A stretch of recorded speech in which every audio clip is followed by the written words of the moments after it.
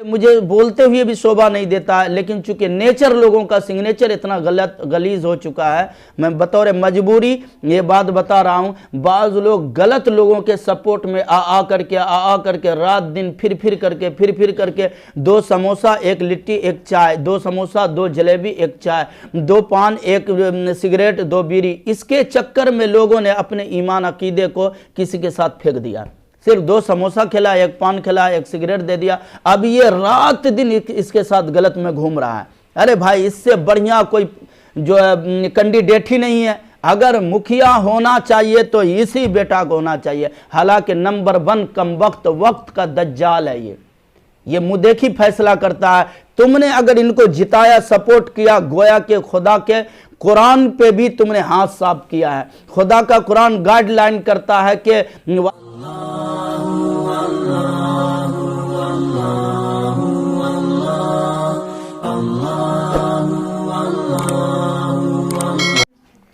मुखिया और सरपंच का एक मकाम होता है, ये एक ओहदा है, ये जिम्मेदारी है। इसलिए जो शख्स भी इस पे बने उसको सोच समझ करके ये मकाम ओहदा लेना है। समझ में आया? इसके साथ उम्मत के हुकूक वाबस्ता होते हैं। अगर ये खुद घोटाला में लग जाए और ये खुद बेईमानी और नाइंसाफ़ी और गलत पंचायती में अगर खिदमत करना शुरू कर दे तो ये वबाल जो है पूरी उम्मत का इनके ऊपर पड़ेगा, पूरे गांव का, जितने दूर तक का ये मुखिया हैं और सरपंच है, सब की आहें इनको लगेगी। इसलिए ये मकाम कोई मामूली मकाम नहीं है। हर आदमी इस मकाम में खड़ा हो तो सोच समझ करके खड़ा होना चाहिए। ये एक बहुत बड़ी जिम्मेदारी है और ऐसे शख्स के साथ उम्मत के हुकूक वाबस्ता होते हैं। अगर आप हुकूक अदा कर पाएंगे तो ये मकाम लीजिए, वरना इत्मीनान से आप आराम कीजिए, वरना इत्मीनान से आप आराम कीजिए।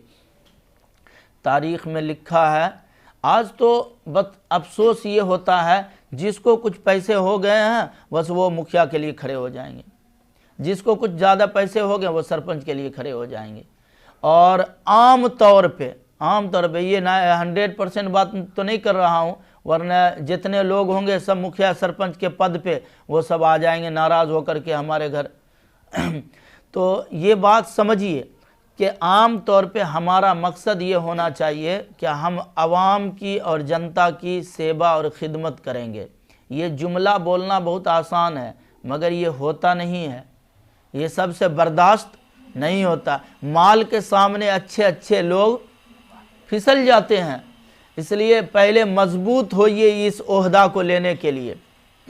ओहदा और मकाम तो अल्लाह देगा ना, अल्लाह देगा, लेकिन पहले जिस काम के लिए आप जा रहे हैं ना उसमें खूब अच्छे से आप तैयारी कीजिए कि इसमें पैसे की फरावानी होगी, ऑफ़र पे ऑफ़र आएगा, कहीं हमसे बेईमानी ना हो जाए। 4 दिनों की ये ज़िंदगियां हैं, कहीं फिर सब दिन अंधेरे में ना हमारी ज़िंदगी बसर हो, आखिरत न तबाह हो जाए, आखिरत न बर्बाद हो जाए। अगर आपके पास इतनी औकात, इतना हौसला, इतनी हिम्मत और इतनी जुर्रत है कि आप हक को ओपन रूप से हक बोल सकते हैं, ना हक को ओपन रूप से ना हक बोल सकते हैं, मुजरिम को आप मुजरिम खुले आम कह सकते हैं और मजलूम को खुले आम आप मजलूम बता सकते हैं। अगर आप लोगों के सामने इतनी जुर्रत रखते हैं कि हक और नाहक, दूध और पानी अलग अलग कर सकते हैं, लोगों को बता सकते, इतनी औकात, जुर्रत और हिम्मत है, फिर इस मकाम को लीजिए।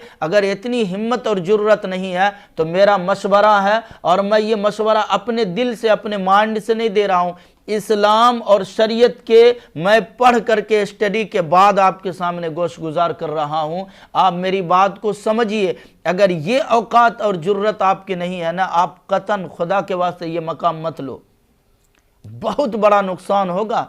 अगर आपकी नहीं चलती है ना, आपकी नहीं बनी, आपसे नहीं पार घाट लगाना, आप इतना बड़ा मकाम मत लीजिए।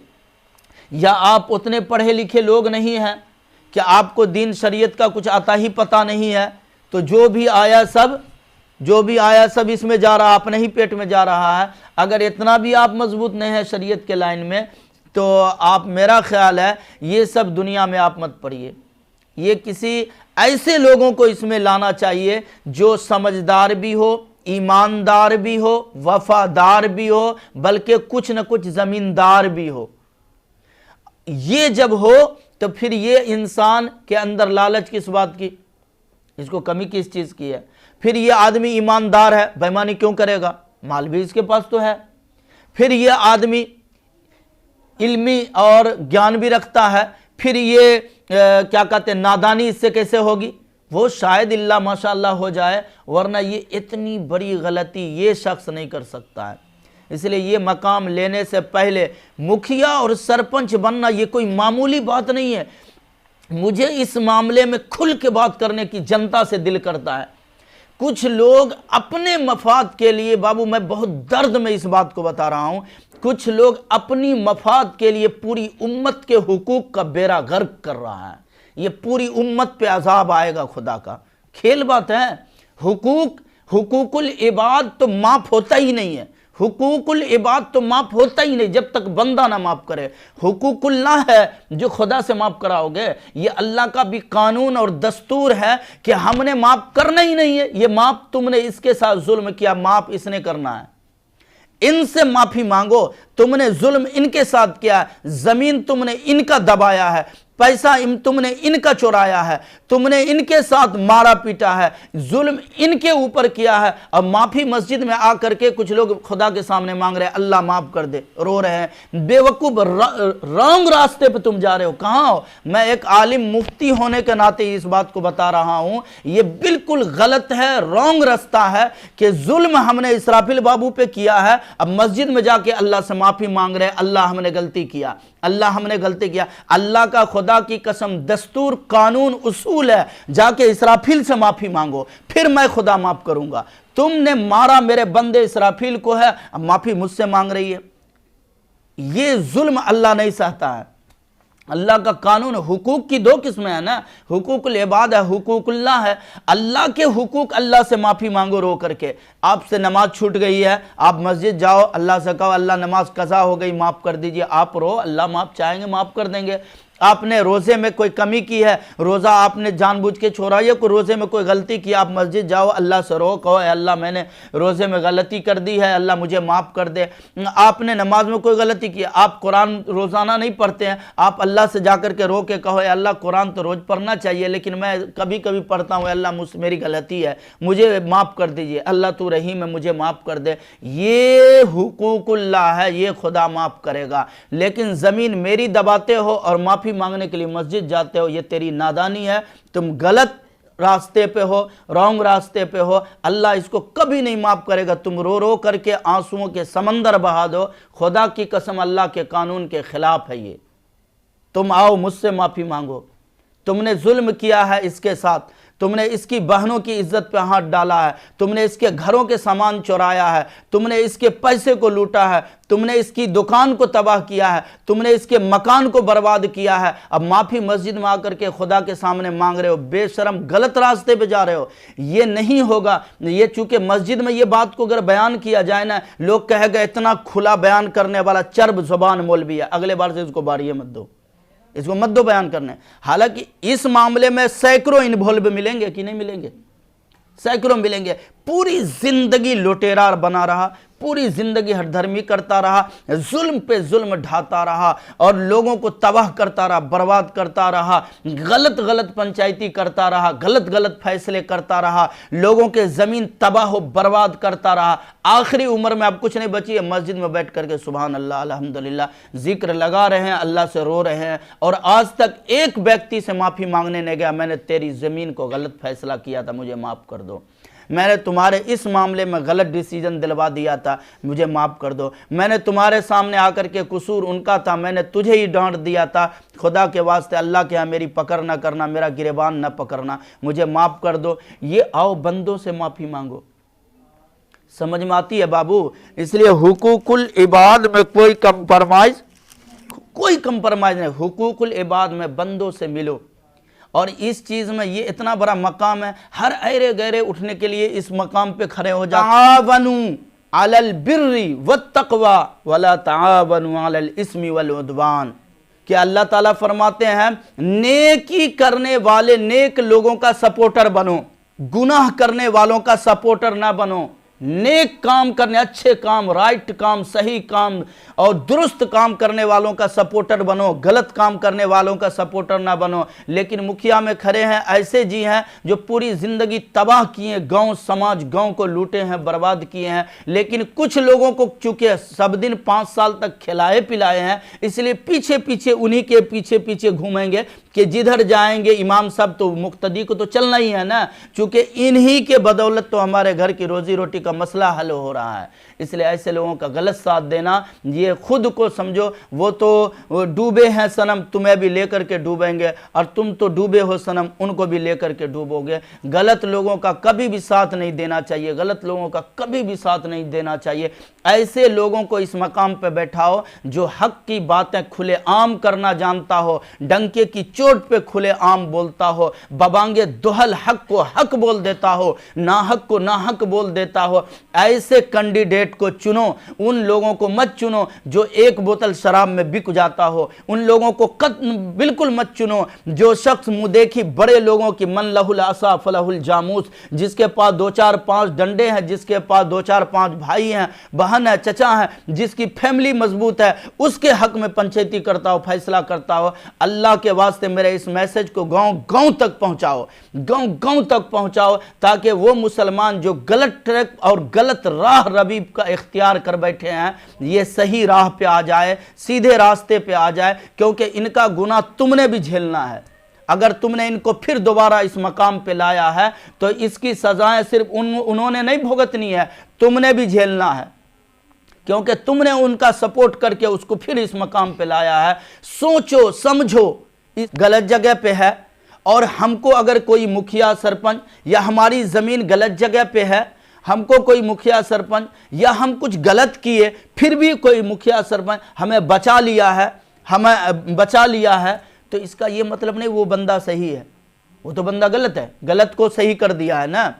आप उस चक्कर में उनके दीवाने हो गए हैं कि बस जो है सो यही है, जो है सो वही है। मैं नाम नहीं लेता हूं किनको बनाना है किनको नहीं बनाना है, स्पष्ट रूप से मैं ये बात बता रहा हूं, कैंडिडेट ये मकाम बहुत बड़ा है, ये नॉर्मल मकाम नहीं है, शरीयत का मकाम है। ये जिसको ये पद दे रहे हो, जिसको ये मकाम दे रहे हो है ना, मुखिया सरपंच का, ये नॉर्मल मकाम नहीं है, ये बहुत बड़ा मकाम है। ये जनता जिम्मेदार होगी, ये अवाम और उम्मत जिम्मेदार होगी। कल क़यामत के दिन तुमने भी अल्लाह के सामने हाजिर होकर बताना है तुम कैसे कैंडिडेट को तुमने यहाँ वोट दे करके इसे जिम्मेदार बनाया, जो गरीबों पर जुल्म ढाया, जिन्होंने बेकसूरों को कसूरवार ठहराया, जिन्होंने मजलूमों के ऊपर उल्टा ही जुल्म ढाया है, और जो थे मुजरिम उन्हें आज़ाद किया है, और जो थे कसूरवार उन्हें रिहा किया है, जो थे सज़ा के मुस्तहिक उन्हें बरी कर दिया है। ऐसे लोगों को अगर हमने चुना, ऐसे लोगों का अगर हमने सपोर्ट किया, ऐसे लोगों का अगर खुल करके अगर हमने उनकी तायीद की, अल्लाह की कसम क़यामत के दिन अल्लाह के यहाँ हम सारे लोग पकड़े जाएंगे, क्योंकि गलत का साथ दिया है। अब कुरान खुल के चीख रहा है 1500 साल से कि कभी भी गलत लोगों का साथ ना दो, गलत लोगों का सपोर्टर ना बनो, अच्छाई का साथ दो, अच्छे लोगों का सपोर्टर बनो। ये तो कुरान हदीस समझाता है ना। इसलिए कोशिश कीजिए, अपना जहन बनाइए। लोग कहेंगे हम लोग उस लायक कहाँ किसको समझा, हम लोग तो छोटे हैं, मैट्रिक इंटर BA के लोग हैं, हम लोग बच्चे स्टूडेंट हैं। बाबू इस चीज़ को जहन में रखो, अपने घरों के लोगों के जहन में ये बात बैठाओ। ये सिर्फ ये नहीं है फुफ्फा लगेंगे दे दिए, हमारे भैया के दोस्त हैं इसलिए उन्हीं को देंगे, हमारे अंकल के जो है अंकल लगेंगे इसलिए उन्हीं को वोट डालेंगे। ये चीज़ क़यामत में नहीं, क़यामत से पहले कब्र में हिसाब तुमने अपना अपना देना है। इसलिए तुम सोच समझ लो और ऐसे लोगों को इस मकाम पे लाओ ताकि जिनका हुकूक पामाल हुआ है उन तक उनके हुकूक की रसाई हो सके, जिनके हुकूक मिटाए गए हैं उनके हुकूक दोबारे मिलाए जाएं। ऐसे लोगों को लाओ जिनसे उम्मत का भला हो सके, जिनसे जनता का कुछ सेवा और खिदमत हो सके। ऐसे व्यक्ति को मुखिया और सरपंच के मकाम पे लाओ। अगर कोई बंदा ऐसा कैंडिडेट नहीं मिलता, फिर किसी दीनदार बाशऊर लोगों से मशवरा करो कि हम क़यामत के दिन अल्लाह को क्या मुंह दिखाएंगे। आपका क्या मशवरा है, हम किसे वोट डालें, किसको इस मकाम पे लाएं, किसको चुनें, किसका इंतखाब करें? आप दीन और शरीयत की रोशनी में मुझे आप समझाइए। आप इसी गांव के हैं, मुझे बताइए, ताकि क़यामत के दिन मेरा गिरेबान और पूरे गांव वालों का हाथ ना हो और मैं घिसेट घिसेट करके मारा जाऊं।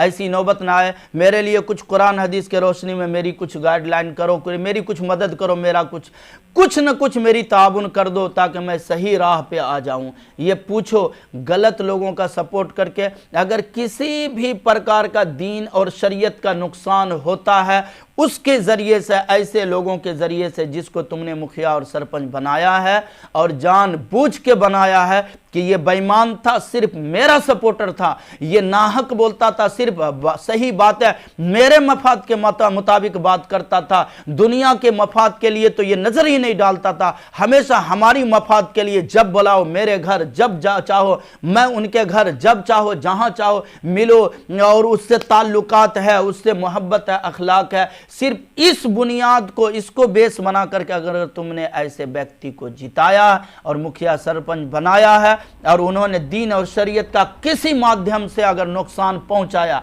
किसी भी जरिए से अगर किसी एक ईमान वाले को अगर ठेस पहुंचाया, नुकसान पहुंचाया, तो तुम तमाम वोट डालने वाले, तमाम ऐसे वो बंदे जिन्होंने इनको जिम्मेदार बनाया, मुखिया और सरपंच के मकाम पे बैठाया, सबका दामन होगा और तमाम मजलूमों का हाथ होगा, तुम्हारा गिरेबान होगा, हम सारे उम्मत और मुसलमानों का हाथ होगा और तुम्हारा गिरेबान होगा कल क़यामत के दिन। इसके लिए भी मुस्तैद रहो। हमारी बातें कुछ तल्ख है, कुछ ज़्यादा कड़वी है, लेकिन मैं ये इसलिए तल्ख बोल रहा हूँ, ये विषय पे, इस विषय पे मस्जिद में खुले आम बात करना, मैंने आज से पिछले 5 साल कबल मुखिया और सरपंच के चुनाव में मैंने एक सैकड़ों लोगों, हजारों लोगों के बीच में, खुले लोगों के, बड़े बड़े नेता चौधरी लोग भी बैठे हुए थे, मैंने ओपन रूप से इस बात को जामा मस्जिद में ऐलान किया कि मुखिया और सरपंच कोई मामूली मकाम नहीं है,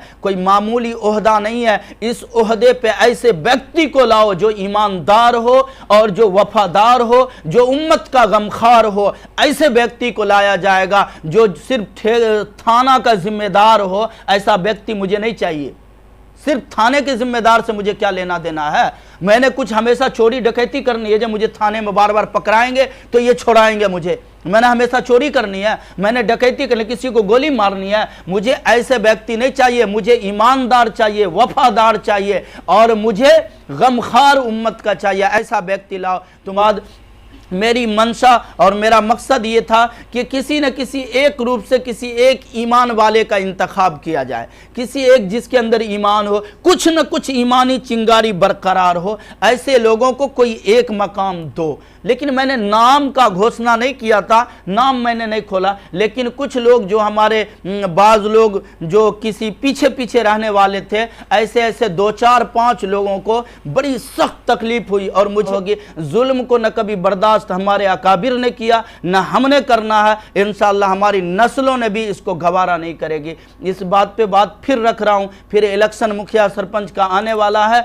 इस बात पे आप लोग तवज्जो दीजिए, वरना क़यामत के दिन मजलूमों के हाथ तुम्हारे गिरबान होंगे। अगर किसी बेईमान को मुखिया सरपंच आपने बनाया तो फिर क़यामत के दिन अल्लाह को मुंह दिखाने के लिए सतर्क रहना।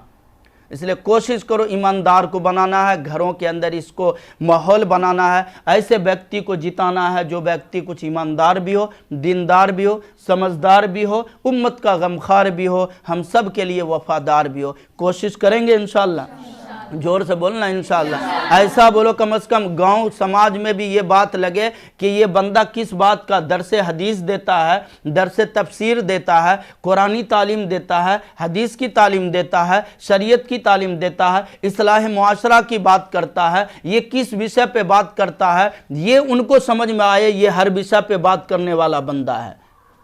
ये हर विषय पे बात करने वाला बंदा है। ये मुखिया सरपंच के विषय पे भी बात खुले आम करेगा, डंके की चोट पे करेगा, और ये बंदा कुरान और हदीस के रोशनी में करेगा। सिर्फ लफाजी करने का ये आदी नहीं है, कुरान हदीस के रोशनी में बात करेगा। अगर पीएम और एमएलए एमपी की बात होगी, कुरान हदीस से साबित करके बात हमारी ये स्पीच होगी। तुम दुनिया के किसी यूनिवर्सिटी में मुझे बैठाओ, किसी कॉलेज में बैठाओ, किसी मैदान में बैठाओ, किसी खेत खलियान में बैठाओ, किसी दुकान में मुझे बैठा दो या किसी मैदान में मुझे बैठा दो, इलेक्शन के किसी जिम्मेदारों के बगल में बैठाओ या किसी अकाबिरीन और उलमा के जूतियों में मुझे बैठा डालो, मैं बात वही करूंगा जो कल भी किया करता था, बात वही करूंगा जिससे मुहम्मदुर रसूलुल्लाह और अल्लाह मेरे खुश होते हो, वही बात करूंगा। चाहे पूरी दुनिया को इससे तकलीफ हो जाती हो, हमें कुछ फर्क पड़ने वाला नहीं है। और न तुम्हारे तकलीफ से हमारे हिप्पी और बाल में कुछ छोटापन भी आने वाला नहीं है। इंशाअल्लाह मजीद और बढ़ेगी। और हुजूर के बाल की जो तीसरी किस्म गर्दन तक रखना,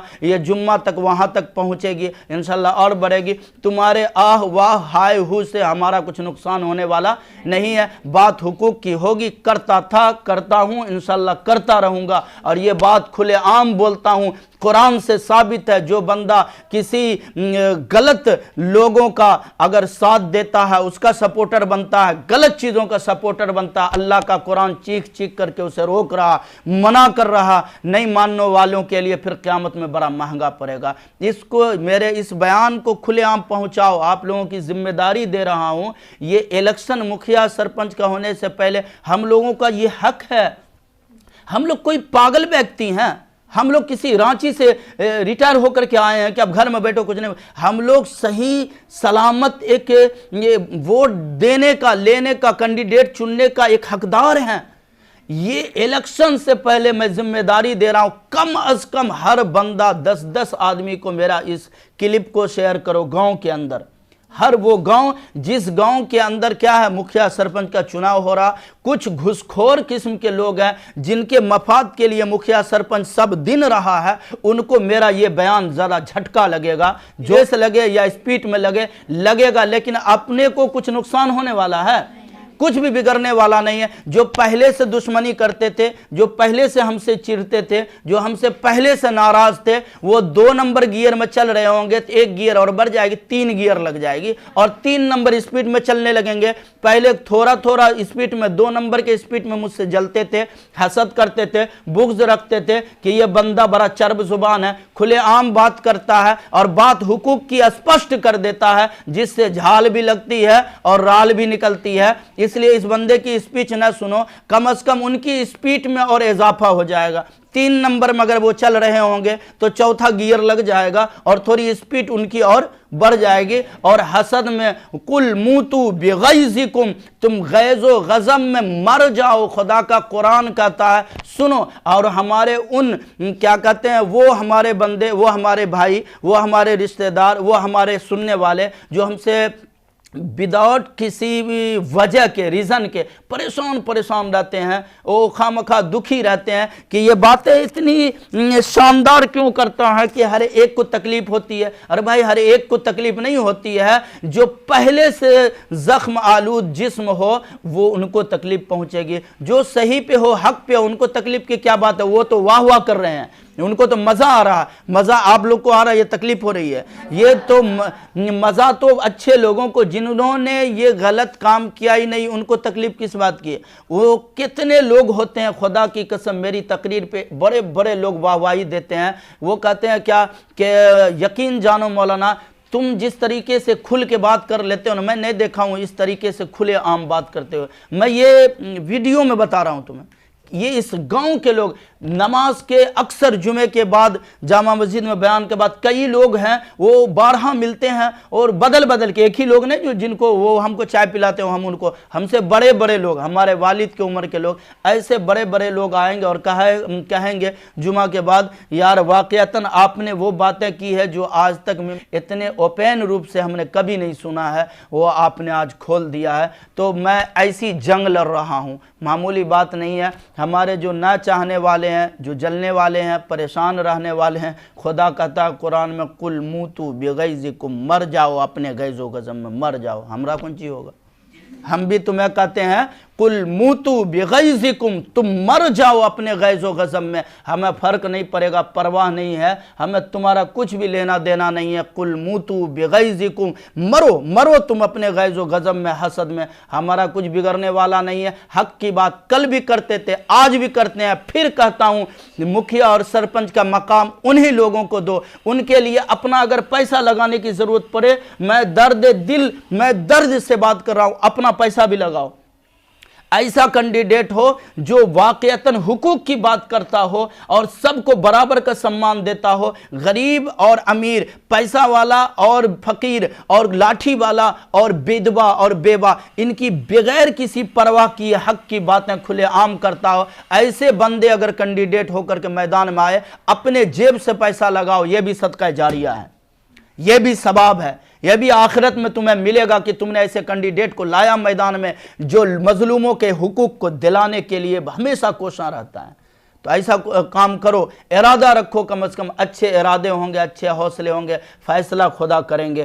तो हम लोगों का काम है क्या, कोशिश करते रहना, मेहनत करते रहना। जो हमारे चाहने वाले हैं उनको हमारे इस बयान से बड़ी खुशी होगी कि नहीं, बात तो किया है, ये बड़े खुलेआम किया और साफ़ सुथरी किया है, जिनका जो मकाम है वो दिलाओ। घूसखोर और मुसलमान के नाम पर कलंक का टीका मत बनो, मुसलमान के नाम पे कलंक का टीका मत बनो, मुसलमान के नाम पे सिर्फ धब्बा मत बनो, ये बदनामी का दाग और धब्बा मत बनो जिसे देख करके लोग कहे ये देखो कैसा मुसलमान है और इन्होंने भी ऐसा काम किया है। वैसा कभी भी मत करो, अल्लाह और उसके रसूल के शरीयत को रुस्वा कभी भी मत करो। ये जो मकाम है, मैं इस पर एक वाक़या सुनाता, हज़रत बादशाह उमर बिन अब्दुल अजीज़ रहमतुल्लाह अलैह का, कि जब इनको खिलाफत मिली थी और खिलाफत का लेटर आया था, तो आने के बाद खिलाफत का लेटर मस्जिद के अंदर ऐलान किया गया और कहा गया, इनको जब खलीफा बादशाह बनाया गया तो इनसे पहले के जो बादशाह थे उन्होंने वसीयत कर दी और लेटर कह दिया गया, हुक्म दे दिया गया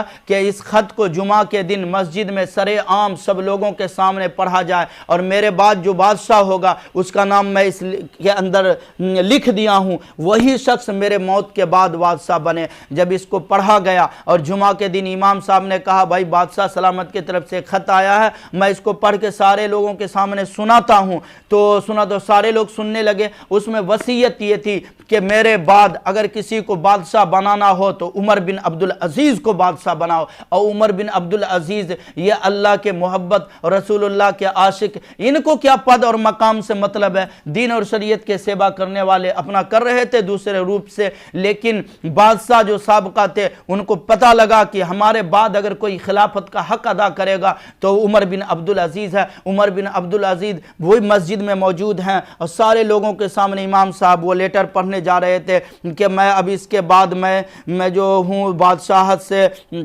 सुबुकदोश हो रहा हूँ, मेरे बाद मैं तमाम उम्मतों को, तमाम जनताओं को, तमाम पब्लिकों से मैं गुजारिश कर रहा हूँ कि मेरे बाद, मेरे जाने के बाद बादशाह उमर बिन अब्दुल अजीज़ को बनाया जाए। ये खत जैसे ही पढ़े उमर बिन अब्दुल अजीज़ और बहुत सारे लोग बादशाह का लेटर का नाम सुन करके खड़े होकर सुन रहे थे भीड़ में कि क्या ऐलान होता, किसको फांसी दी जाएगी, किसको रिहा किया जाएगा, किसको सज़ा मिलेगी, किसी को पद मिलेगा, किसी को पद से हटाया जाएगा, क्या बात है। तो कुछ लोग खड़े हो गए। खड़े होने वाले में से उमर बिन अब्दुल अजीज़ भी थे जो खड़े होकर सुन रहे थे। जैसे ही नाम लिया गया उमर बिन अब्दुल अजीज़ को मेरे बाद खलीफा बना देना, बादशाह बना देना। उमर बिन अब्दुल अजीज़, तारीख उठा के देखो, उमर बिन अब्दुल अजीज़ खड़े धड़ाम से जमीन पे गिर गए और बेहोश हो गए।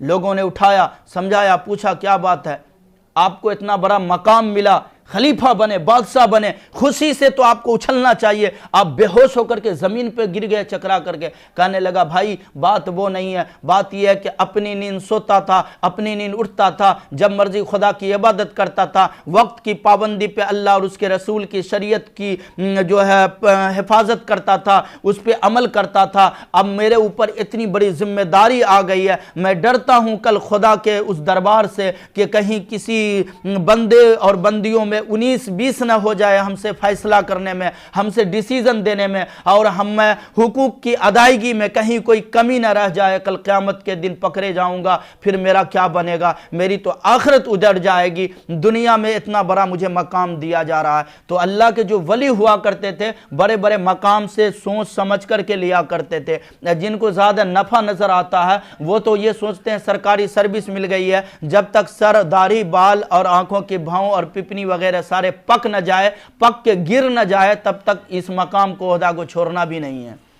ठीक है, अगर हमारे बस का है, हम वाकईतन कर रहे हैं। जिस गांव के अंदर कम से कम हर बंदे कोशिश करो मेरी इस बयान को कम से कम 10-10 गांव के अंदर भेजेंगे इंशाअल्लाह, ताकि लोगों का जहन साफ हो कि हुकूक की जो अदायगी करे अल्लाह ताला उनको बनाए और उन्हीं का सपोर्टर हमको बनाए। अल्लाह ताला कहने सुनने से ज़्यादा अमल की तौफीक अता फरमाए। व आखिर दावाना अनिल हम्दुलिल्लाहि रब्बिल आलमीन।